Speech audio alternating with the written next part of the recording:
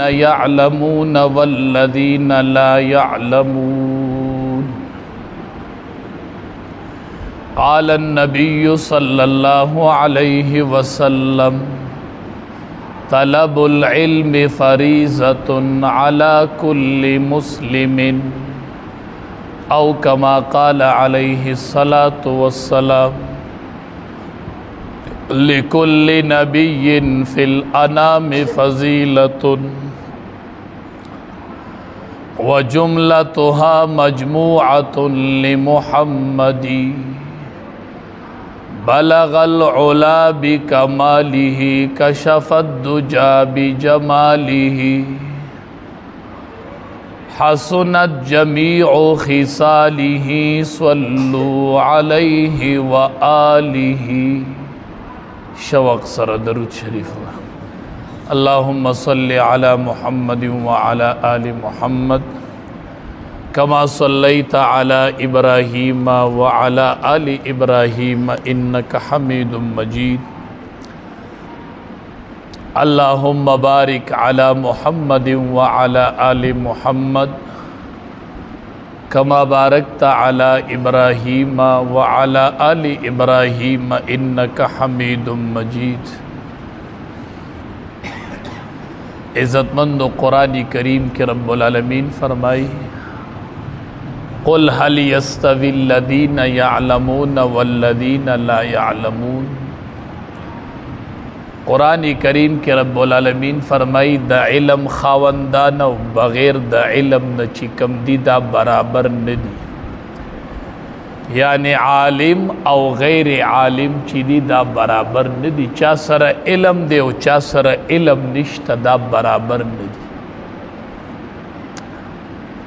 نبی کریم صلی اللہ علیہ وسلم نا تپوسو شو وی دورون دینو یو کس طول شپه تهجد کئی او دورزی طول ورز روجه ده. دورزی روجوی او د شپې په تهجد ولاړی دای معمول دی. یو رور داده او بل رور داده چې علم کړی دی، عالم دی، فرض منس کئی او بیا دین اسلام او علم خوری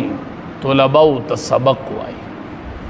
صرف فرض منس کی او علم خوری عالم دی، او بل رور ټول شپه تهجد کی او ټول ورځ روزه. وی دې کې کم یو غوره دی؟ د دواړو جهادو سردار ورته او فرمایل وی دې عالم ته په دې غیر عالم باندې دومره فضیلت حاصل دی لکه ما ته چې تاسو باندې فضیلت حاصل دی. سره د دینه عالم ته په هغې عابد باندې چې هغه عابد ټوله شپه تهجد کوي او د ورځې روژه نیولي، عام عابد نه، نو دې عالم ته په دې عبادت گزار دومره فضیلت حاصل دی. وی لکه څومره فضیلت چې ما ته په تاسو باندې حاصل، ما ته چې فضیلت حاصل دی په تاسو کې په یو ادنا کس باندې، نو ده ته په ده باندې دومره فضیلت حاصل. نبی کریم صلی اللہ علیہ وسلم زمانہ کے دورونو یو رور بای مزدوری کولا، کار کسب بای کو، بل رور بای راتو دا نبی کریم صلی اللہ علیہ وسلم نا بای احادیث ازدہ کولا. نو دا یو رور بای مزدوری کولا او بل بای علم کو. وسم دا سیوی سرون مزدوری کی او سرون زامنی علم توقف کو. نو کله نا کله دا مزدوری والا رور راولگی دی، علم والا رور تا فی غورون شروع کی مزدوری زکو ما گٹا وٹا زما دا او تا سکڑی دی. دا خبره نه ده. هغه یو رور به مزدوری کوله او بل به د نبی کریم صلی الله علیه وسلم نه احادیث ذکر. نو فشکل محترف یو ورځ چې هغې کم رور به مزدوری کوله، هغه راغی نبی کریم صلی الله علیه وسلم ته شکایت وی د الله حبیب زه لګیایم مزدوری کومه، شپه ورځ او دی راځي ستا نه احادیث زده کوي. اوس هم وروڼه وایي دی په تیاره خوري مونږ مزدوری کوو، دی تیارې له راځي او تیاره خوري. د دواړو جهادو سردار ته شکایت کو نو نبی کریم صلی الله علیه وسلم ول ډیر عجیب جواب ورکړ نبی علیہ السلام ورته فرمای لعلک ترزق به ایک کار کون کیا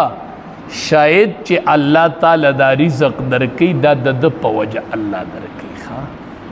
دا ستاسو چې رونه او بچی سبق وایي او تاسو مزدوری کوئ او دا ښکلی ژوند الله تیری دا د دې رور او د بچی برکت دی چې دا کم رور او بچیم علم حاصلي دا د په وجه الله تاسو له رزق درکې دا به په ده ملازه نه اړئ ښه چې زه مزدوري کوم او زه دې ساتم او ته علم کوې نه ستا دې مزدورۍ کې چې برکت دی او الله د فراخ رزق درکړي دا د دغې طالب جان برکت دی چې هغه علم کوي دا د دغې عالم رور برکت دی دا د دې حافظ بچی برکت دی دا د دې عالم لور برکت دی دا د دې طالب برکت دی چې الله تعالی ښکلی رزق درکړي اکثر دې په وجه ټول خاندان او ټول کور والا او ته ښکلی رزق میلاویږي چې یو بچی پکې سبق وایي او هغه قال الله قال الرسول زده کوي نبی علیہ السلام ورته وایي شاید چې تعالی الله د په وجه باندې دا رزق درکړي د مه منع کوه تا ته دا رزق د په وجه باندې میلاوي علم دومره لوی څیز دی حدیث مبارک کې راځي من جاءه الموت وهو يطلب العلم زه طلبه او توام چې کم طلبه علم کوي وامه خپه کېږي طلبه خپه کېږي به هغه خلق چې دنیاوي ډیګرۍ کوي هغې به ستومانه کېږي د قرآن د تعلیم نه علاوه او د علم نه علاوه چې څومره ډیګرۍ خلق کوي دې کې ډېر فرق دی او د قرآن په ډیګرۍ کې یو کس دی هغه ډیګري کوي د ډاکټرۍ دی د ډاکټرۍ ډیګري لا نه ده پوره کړې او دی په نیمه کې وفات شو ده ته به ډاکټري میلو شي د ضرور ته به ډاکټري حکومت ډاکټري ورکړي د پلار ته به سند ورکړي نه وایي د ډیګري په نیمه کې پاتې شو نو نیمه په نیمه کې لاړ بس انجینیری کوي او دی په نیمه کې وفات شو نو انجینیری نیمګړې لاړه بس نه دنیا کې څه فایده شته او نه آخرت کې څه فایده شته چې ډیګري مکمل کې او سند والې هله به تا ته ډاکټر وایي هسې نه ویلېږي واحد د قرآن کریم قال الله قال الرسول علم دی چې دې کې کله طالب داخل شو او د قال الله قال الرسول شروع کړو نو دی د وس نه پاس دې کې نیمګړې ډیګري نشته دې کې نیمه ډیګري نشته دی طالب علم شروع کو دی لګیا دی قال الله قال الرسول وایي دې ځان لکې نه سوچ کې چې یاره زه وفات شم 2 درجې علم مې کړی وفات شم 3 درجې علم مې کړی او زه وفات شم زه به عالم پاسم ما ته به هلته بیا څه میلاویږي او که نه دا 3 درجې مې لاړه دا نیمګړی پاتې شو څنګه چې دنیا کې د چا ډیګري نیمه پاتې شوه جو نیمه لاړه یاره زما دا ډیګري به نیمګړي نه که نه د دواړو جهادو سردار فرمایي من جاءه الموت وهو يطلب العلم ليحيي به الاسلام چې چاله مرګ راغی او د علم طلب کو او د نیت دو چې ليحيي به الاسلام چې په دې دین سره به ضرور اسلام ژوندی کو طلبه او نیتونه صفا کوي علم چې څوک کوي نیتونه طلبه او علماء صفا کوي نیت خالص وګرځوئ چې لیحیی به الاسلام زه به په دې دین سره او په دې علم سره به ټول اسلام ژوندی کو نیت دا و او دې په نیمه کې دا طالب وفات شو 2 درجې ویلې وي 3 ویلې وي 4 ویلې دې وفات شو د دواړو جهانو سردار فرمایي فبینه وبین النبیین درجة واحدة فی الجنة دا طالب چې د طالبۍ په دوران کې وفات شو د پیغمبر په مرتبه کې به په جنت کې یوه درجه فرق وي صرف دومره لوی مقام وي فبینه وبین النبیین درجة واحدة فی الجنة د دو د پیغمبر په مرتبه کې به په جنت کې یو درجه فرق چې کم طالب د طالبۍ په دوران کې وفات شي دله به الله دومره لوی مقام ورکړي طلباو د علم تګو ستاسو ډیګرۍ کې نیمګړي نشته دی تاسو چې راغلی او تاسو مدرسو کې داخله واغستل او قال الله قال الرسول شروع کو ډیګري پیدا منه مکمل ډیګري درته کامل ډیګري به میلاوي بل دی دنیا کې به تاسو لیدي چې دنیاوي ډیګري بچي کوي او ډاکټر شي نو ډاکټر شو خو صرف نه پاو پیدا بد ته میلاويږي پلار ته نه میلاويږي مور ته نه میلاويږي د ډاکټرای نفع ډاکټر شو انجینیر شو خو دې شو پلار نه دی ډاکټر شو پلار ته دا ډیګري نه میلاويږي دا بچی ته میلاويږي پلار ته پیدا نشته دی دا بچی ته پیدا او د قرآن کریم دا قال الله قال الرسول دسی ډیګري ده چې کله سړی علم وکي کله سړی حفظ وکي کله سړی قرآن وایي نو د پلار او مور لبا الله دو جوړي ورکي علم د کړي دی جوړه به پلار ته میلاوي حفظ د کړي دی جوړه به پلار اغوندي حفظ د کړي دی جوړه به پلار اغوندي نو مور او پلار لبا الله دو جوړي ورکي نو دا مور او پلار به وي وبمکوسینا دا جوړي مونږ ته د سپه بدله کې واغستو دا مونږ څه عمل کړو وای بدا ستا بچی د الله کلام دا د هغې په بدله کې نو ډیګري دا ډیګري دا علي به بچي او نفع به پکې مور او پلار ته میلاوي مور او پلار ته هم نفع میلاویږي مور او پلار ته هم الله جوړي ورکړي او احادیثو مبارکو کې راځي چې د چا بچي قرآن ووایي او د مور او پلار وفات شي کله چې د قرآن کریم تلاوت کوي په هر ټیم کې چې کوي که نیت پکې د مور او پلار او د استاز کوي او که نه کوي خو د مور او پلار او د استاز روح ته به نیکۍ میلاویږي دا داسې ډیګري ده پلاره دا یوازې بچي پورې نه ده مورې دا یوازې بچي پورې نه ده د بچی چې مور او پلار مړی او د قرآن تلاوت کی په هر حرف کې به د مور او پلار قبر ته نیکۍ رسي دا داسې ډیګري ده چې مور او پلار ته هم اجر میلاوي او به کی بچي او اجر به پکې مور او پلار ته میلاوي نه ختمېدونکې اجر د قال الله او قال الرسول د علم ډیر لوی فضیلت دی د دواړو جهاد نو سردار به فرمایل د نبی علیہ السلام با د ناس پتور فرمایل انما بعثت معلما ز دنیا ترا لګلې شوی ما استاد ز دنیا ته استاد راغلی د ناس پتور بیوی د خوشحالی پتور بیوی د تحدیث بن نعمت پتور بیوی انما بعثت معلما ز دنیا ترا لګلې شوی استاد راغلی زب دنیا کې استاد ژوند تیرو شکرونه دی اوباسي چې د قال الله د قال الرسول استادان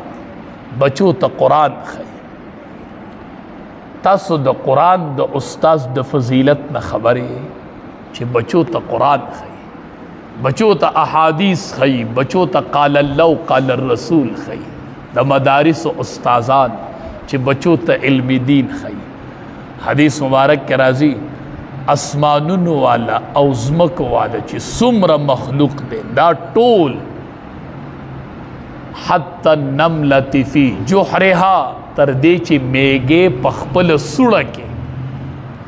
او میان په دریاب کې د قرآن د استاز دپاره د خیر دعاګانې کوي د خیر دعاګانې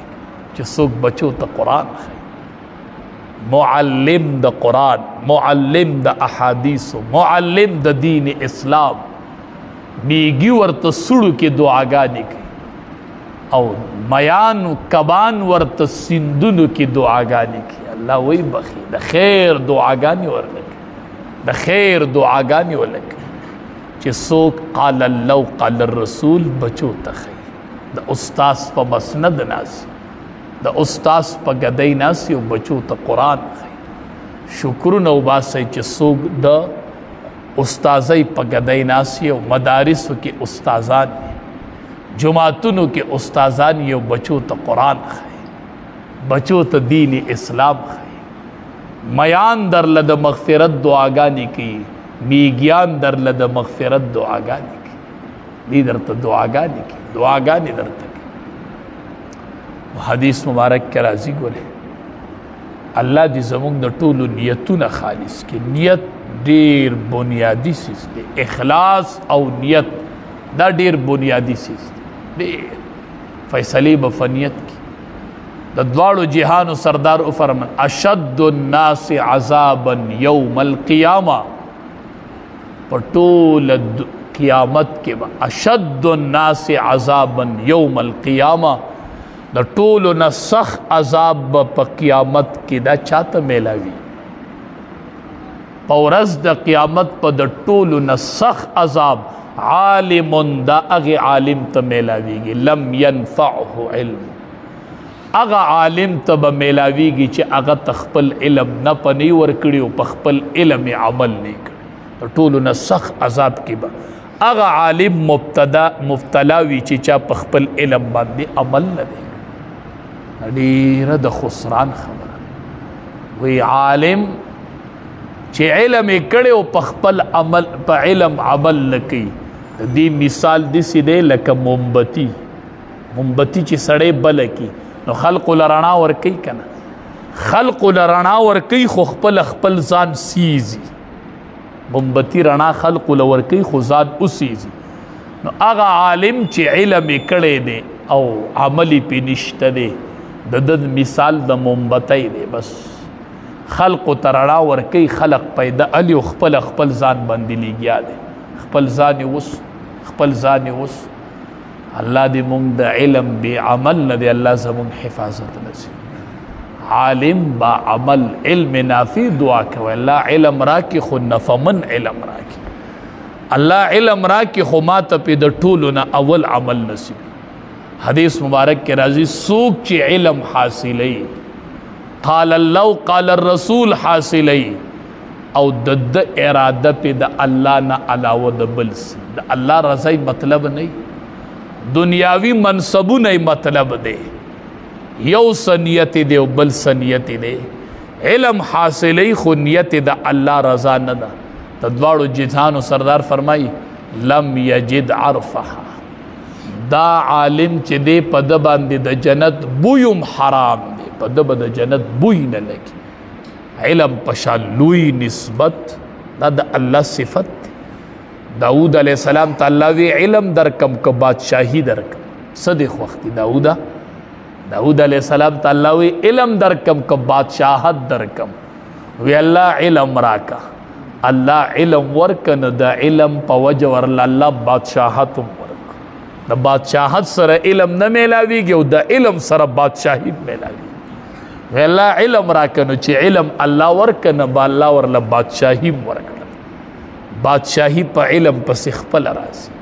دې نه بله لویه بادشاهي نشته دا بادشاهي ده چې سړی ناست یو بچو ته قال الله قال الرسول دا لوی بادشاه دی دا د زمانې بادشاه دی چې ناست یو بچو ته قرآن بچو ته علم ښایي نو داود علیہ السلام له الله علم ورکنه د علم په نتیجه کې ورله الله بادشاهي ورکنه علم نتیجه کې الله بادشاهي ورکنه علم د الله صفت دی چې علم راشي نو بنده به عمل وکړي نو چې علم نه نو بنده به په څه عمل وکړي علم بنیادي څیز دی کښېنئ علماو سره خبرې ترې زده کوئ نبی علیه السلام به صحابو ته کښېناستل نبی کریم صلی الله علیه وسلم به صحابه ورته کېناستل ډېر څه به یې حاصل صحابو ته ورځ وی اتقوا الملاعن الثلاثه ای صحابو درې د لعنت ځایونه دي ځان ترې نه بچ کړئ درې د لعنت ځایونه دي ځان ترې نه بچ کړئ صحابه وی کم وی یو د لعنت سبب چې دی هغه دا دی صحابه چې البراز فی الموارد چینو کې او ګودرو کې او د کویانو خواته واړه بول مه کوئ چې واړه بول کوئ نو دا مواردو کې مکوي لکه کم ځای نه خلق اوبه وړي راوړي چینی وي کویان وي ټوبل دی هلته خلق اوبه وړي راوړي نو په مواردو کې واړه بول مکوي د دې په وجه په الله د طرف نه په سړي باندې لعنت ولي خلق ورتم خیری کی کنه ملعون نه دا د لعنت سبب خلق وي دې تو ګوره دې دلته واړه بول کې څومره بدبوئی ده نو مواردو کې به واړه بول نه کوي چې کوم ځای کې خلق اوبه ډکوي وړي راوړي چینی ګودرې ټوبلونه ځکه هلته د خلقو تګ راتګ دی نو هلته به بدبويي نو بیا به درته خلق خیري کوي لعنتونه به در باندې خلق رالیږي یو وې د لارې په منځ کې به واړه بول نه کوي ځکه لاره باندې خلق تیریږي راتیریږي هلته به بدبويي نو په دې ځای کې به م واړه بول نه کوئ او بلې ورته ووي چې واړه بول مه کوئ په د سوري کې کوم ځای کې خلق سوري ته کیني لکه ونه ده غټه هلته خلق سوري ته راجمع کېږي سوری حاصلې په لاره ځي وایي دا د دمې ځای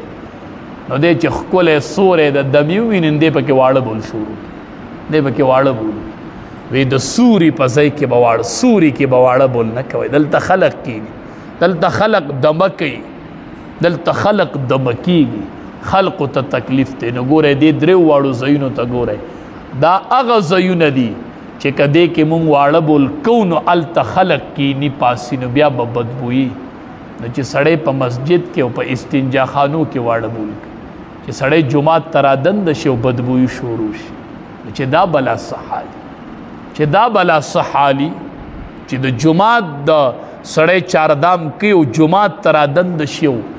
بدبويي لګي په بنده باندې دې نه خلقو ته څومره تکلیف دی خلق څومره په عذاب کې د دې د لاس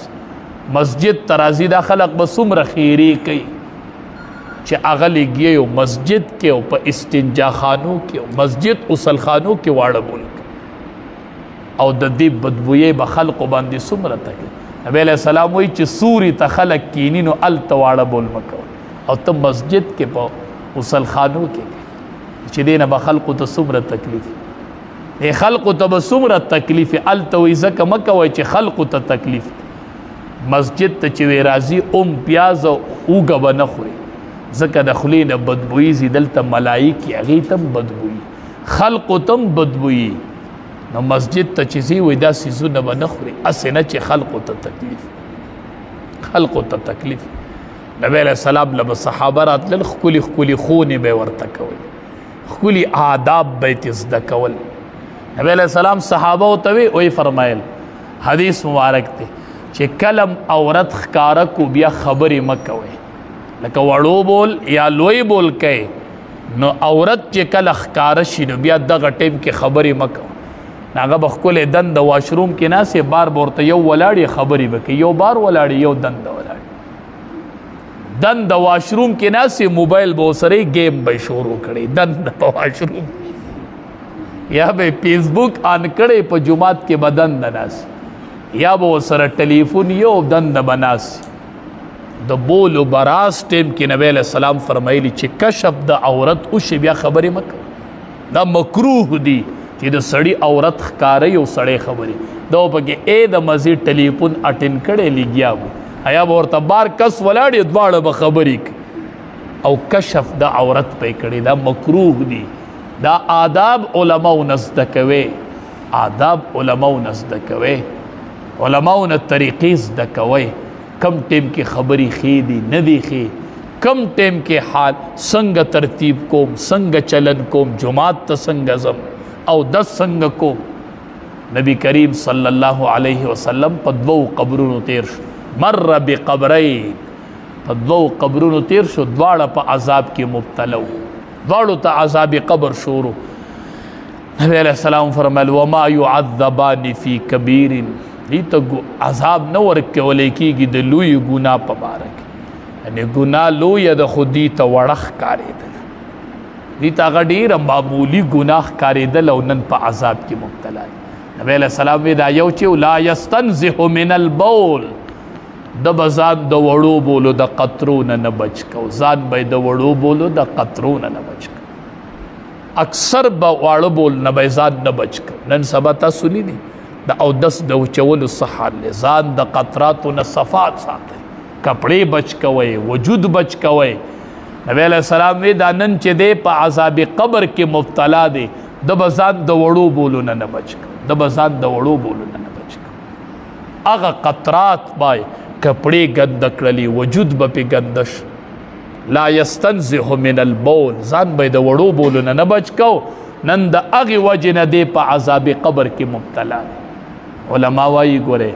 د عذاب قبر یوه غټه وجه دا ده چې کم سړی د وړو بولو نه حفاظت نه کوي، کپړې پې ګنده کوي، وجود پې ګنده کوي. د عذاب قبر یوه غټه وجه ده چې دې وجې نه به دته عذاب میلوي. د دواړو جهانو سردار چې به بهر وړو بولو له ته که نه واشرومونه او ټټۍ بیت الخلاګانې خو وروستو جوړ شي. د دواړو جهانو سردار چې به بولو براسته تو وی دومره لرې به لاړ حتی لا یراه احد، چې چا به بیا لیدم نه دومره لرې به تلی او چې کې به ناست یو نرم ځای به یې وکتو چې هغې به واړه بول جذب کول، هغې به واړه بول جذب کول. داسې ځای کې به امام الانبیا واړه بول کوي. شریعت مونږ تاسو داسې نه نیسي. یو سړی واړه بول کوي، تاسو به لیدلي نری نری دارې رالوځي، نه هغه که په کپړو ولګي په دې کپړې نه فلیدېږي. ښه شریعت د دې اجازت ورکړی، دې کې څه قباحت نشته. نری نری دارې دې کپړو باندې لګي، معمولی معمولی دا معاف دي. خو چې ته دومره حفاظت نه کوي چې وجود او کپړې پې ټولې ګنده شي په وړو. نبی علیه السلام چې به واړه بول کول یو به لرې لاړو او بل داسې نرمه ځمکه به یې وکتله، نرمه ځمکه باندې به یې واړه بول وکړل چې هغه واړه بول جذب کوي، کپړې ګنده نه شي. نو د وړو بولو نه حفاظت کول دا ضروري خبره.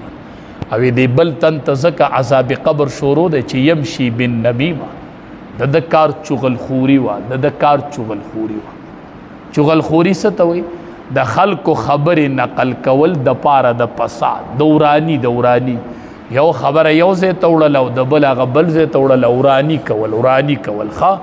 چغلخور سړی چې دی دته به عذاب قبر میلاویږي. نبی علیه السلام فرمایي لا يدخل الجنة قطات، چغلخور سړی جنت ته نشي داخله. ورانی نکو ورانی نکو. یقین وکا دی کلو علاقو کې چې څومره دشمنی دي دا به ډېر زر جوړي شي، خو که موږ دا ورانی پرېښوده دا دومره دشمنی نه خو دې کې منځ کې خلق ورانی شروع کړي.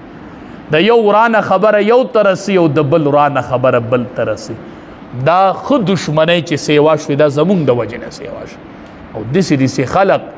چې سړی ورته ګوري هندو پې مسلمانېږي او چې وی ګوري نو دا وراني شروع کړي. دا کار یې دا وراني دی، کار یې دا وراني دی. کار وراني نه کوو. یمشي بالنمیمه، وی نن چې دی چغلخوري کوي، نن چې دی د عذاب قبر کې مبتلا دی، ده به چغلخوري کوله. دا ډېره خطرناکه ګناه ده، دا ډېره خطرناکه ګناه ده. ځکه نبی علیه السلام وایي چغلخور به جنت ته نه ځي. ښه خې خبرې وړو وړو د خلقو د صلح و فکر او د علماو د ړه د ویښه قدر کوو. یوه خبره به ذهن کې یاد وساتئ. امام بخاري رحمت الله علیه نه دا بخاري شریف کتاب چې لیکلی دا څومره لوی عالم. نن د هغه چې کومه علاقه ده د امام بخاري رحمت الله علیه دی چې د کومې علاقې و نن په هغې کې عالم نشته. پکار دا وه چې د امام بخاري رحمت الله علیه کلی د محدثینو مرکز داسې پکار وکنه یو کلی کې یو غټ عالم پاتې کېږي. پکار دی چې دا کلی د علماو مرکز شي. نن د امام بخاري رحمت الله علیه په علاقه کې عالم نشته. پکار دا و چې هغه د محدثینو مرکز وي. نن هغه ځمکه نن د علماو نه خالی پرته. دا ولې وایي دا ځکه چې هغې امام بخاري رحمت الله علیه په ضلالت د علاقې نه ایستلی. امام بخاري سپکاوی کړی و او امام بخاري چې کله وتو د علاقې نه نو را وګرځېد او خلقو ایستو ضلالت یې ولکو. امام بخاري رحمت الله علیه ورته خیره وکړله او د کلي نه ووت. اقه خیره د امام بخاري پرته ده چې نن علاقه د علماو نه خالي پرته ده. دا زما د یوه خبره ځان سره ولیکئ، که لیکئ نو وی لیکئ چې کومې علاقې والا عالم په تذلیل د یوې علاقې نه وویستو په سپکاوی باندې او دا عالم د د خولې نه خیره ووتله دا علاقه والا یاد ساتي کدی کامیاب ورځو کدی عالم په تذلیل اوست چا چې د عالم تذلیل کړي دي هغه خلق روغ نه دی پاتې شوی هغه روغ نه دی پاتې شوی دا ملنګان دي ملنګان پری لګیا دي استاسو بچو ته علم خید دی قدر وکي قدر چې د پوه شوی دي دا علما نو د یو په دروازه کې ولاړو د بل وظیفه راوړی الله مو بخه وظیفه راوړی الله زه په څلورم کې وم چې ما حفظ شروع کړی سکول کې په څلورم کې داسې دا ټول علما د څلورم او د پنځم د هغې وخت نه وتلي دي او د یو په دروازه کې ولاړ دي وظیفه راوړی الله مو بخه چې وظیفې وخوړلې علم یې وکړو نو نن ستا بچې او د بل بچي را جمع کړي دي هغې ته مدرسو کې سبق وایي هغې ته سبق وایي نن مونږ سره خپله مدرسه کې تقریبا 190 طلبا سبق وایي لس کم 200 طلبا دا علما ستاسو بچو ته سبق وایي ښه ستاسو بچو ته دین اسلام ښیي په دې کې چې 50 بچي حافظان شي د قرآن 50 بچي عالمان شي د قرآن نو دی علماو سره گزاره کوي د علماو د ازار نزان ساتي دا درته مضبوطه خبره کوم دا اولی کوي ځان سره چې د علماو د تذلیل او د علماو د ازار نزان ساتي کني خاندانونو بم الله دین ورکی دین په خاندانونو بم الله په دنیا کې رسوي راولي رسوي دا یاد ساتي وای دا خبره د په یو موقع باندې کړي و په دې خاندان پسې بس پکاوي راځي نو کوشش کوئ علما د قوم خیر خوا دي دا د قوم بد خوا دي نه تاسو سره بد څه کړي دي تاسو سره علما څه بد کړي دي یو له بچی حافظ کیو بل له عالم کیو یو د بچی نه حافظ جوړي د بل د بچی نه حافظ جوړي خبر ته نه یو سو کال تیر شراشه بچی د حفظ کو راشه دا بچی تا مال را کړو هو د حافظ قرآن بچی بوزه عالم بچی بوزه د علماء او د علم دړه د ویخه قدر کوي دا کو الله ته نږدې نه وې کنه نو الله به ول علم نه ورکو الله به سینه په علم نه منور کوله دړه د ویخه به ان شاء الله اهل علم تا طلباء تا مدارس ته یو په درون نظر باندې ګورو ان شاء الله رب العالمین دې